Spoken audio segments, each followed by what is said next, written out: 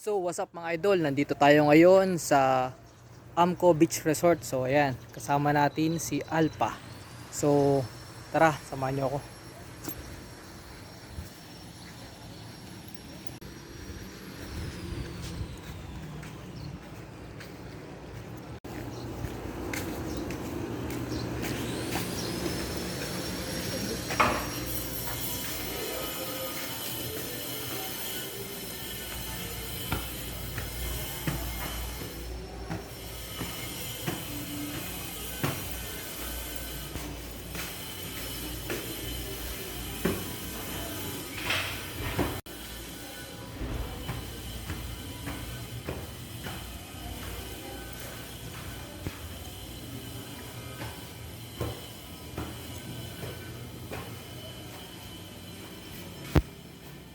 Gagawa sila ng hot choco.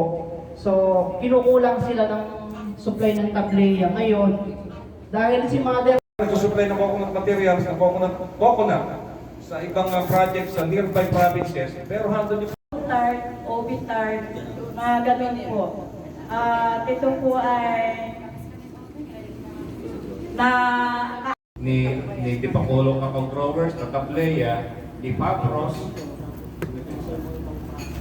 Yun.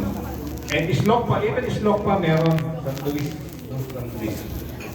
Sisi galing yung sa Islok pa, galing DTI yung machine. Sa akin, galing sa DTI. Yung kay Papros, sarili naman bili, importe. Kaya mas maganda yun. Kasi ma'am, ako rin po ay may isang cooperative na hinahawakan. Ako po yung parang chairman ngayon. Ngayon,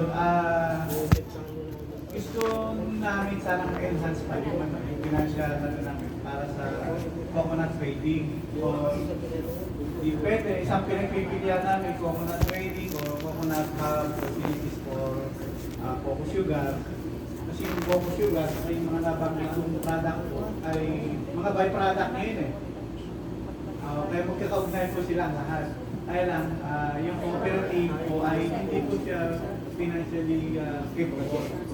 Nung tinignan ko po yung financial statement namin, kung ako po Yun, what's up mga idol, nandito tayo ngayon sa parke. Katatapos lang natin ng meeting, seminar doon sa Amco Beach Resort.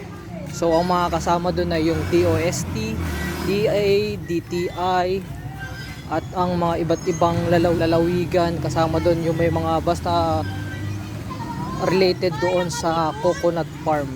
Siyempre si PCA nandun din, shout out yan.